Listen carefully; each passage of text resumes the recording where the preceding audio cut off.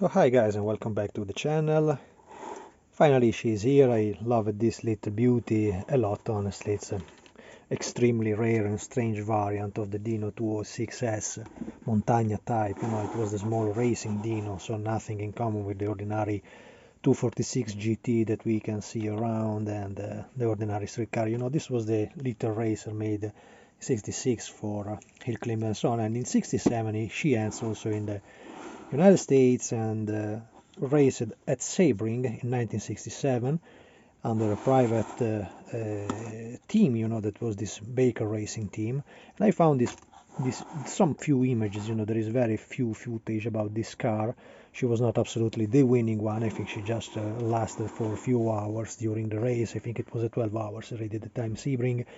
And it was extremely nice in my opinion because it showed up a very American livery, so the typical three colors from the American flags, so the red for the seats, the blue and the white stripes, so typical from Cobra and GT40s cars and so on. And I wanted to build up this model in this livery because I already built up back in time a demo sample of my kit. This is not a production kit, it is not a plastic kit, this is just a racing kit that I produced back in 2015, and it was obtained working on, I think originally a kind of copy from the modeler, the Japanese modeler kit. That the difference not to have the open engine bay, instead of my model here, the many guys that had this model, it was a great success back in time because I think today we are in 2023.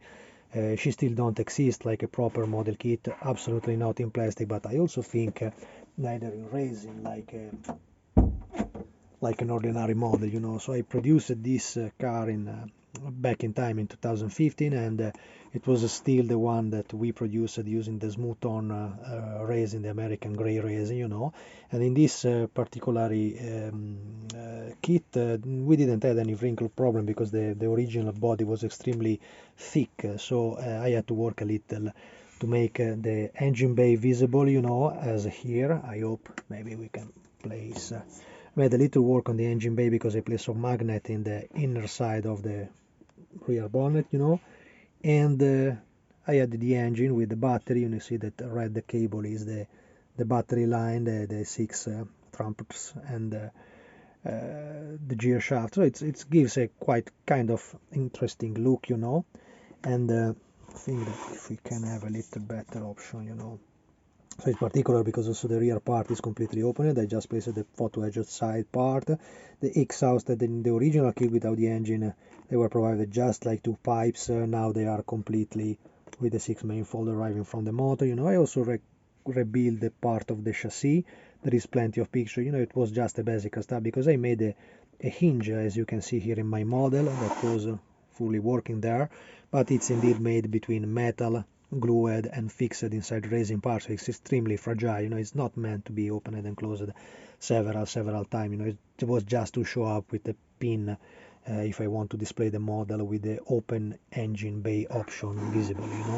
And what can I say? Not so much. Probably the only issues I had it was that anyway working with resin requires a lot of preparing in the bodywork anyway, and also that the decals are anyway, despite it is our stuff, it's stuff that we produce, designed by Andrew, that incredible guy that make all this livery, but there is some limits of course with the handmade decal, with the custom made decal, because of course all the whites are not so covering the blue deeper part, so it requires a little extra care.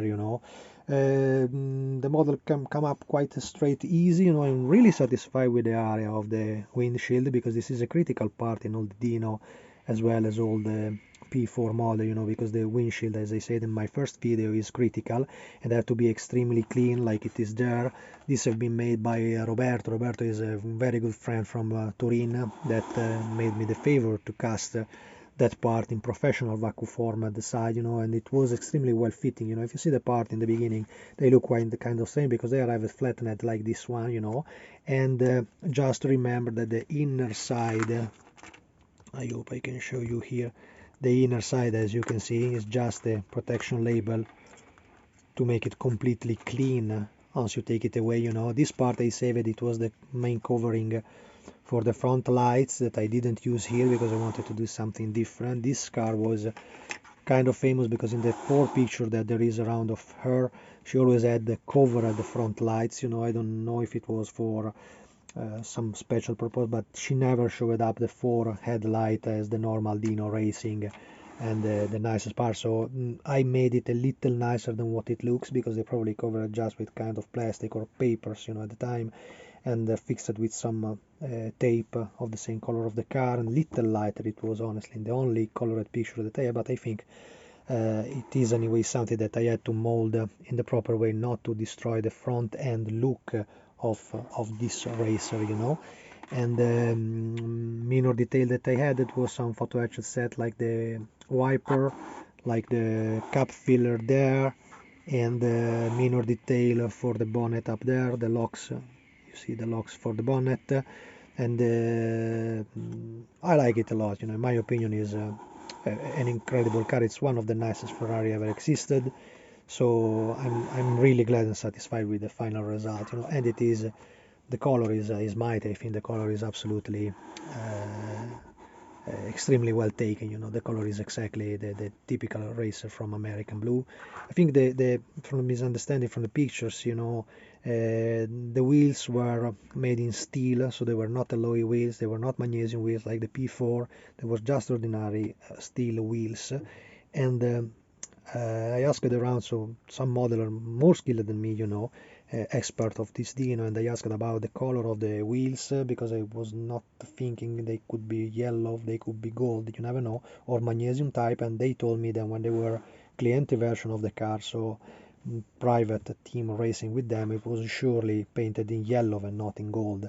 Gold was just taken, gold magnesium was just taken for the official cars racing with the Ferrari team, and so on, or the Nart, the same. But this was not Nart, this was ordinary Baker Racing team. They were also famous because they had also a green Dino, quite cool in the livery. But in my opinion, the blue one with the white stripes is so nice, so particular, so really American, really an American car based on one of the wonderful, the nicest Dino ever existed, in my opinion.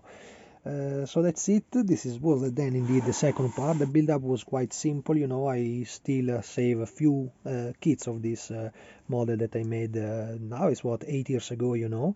After a long production, because it was really tricky. I didn't produce from the ground the master of this model, so I just modified something that I found around, and it was not at all, obviously, of the best quality. I had a branch of folks that told me, "Oh no, Paolo, we can help you, we can provide the real stuff," and they never give me a shit. So I had to make it by my own, because I don't need these people.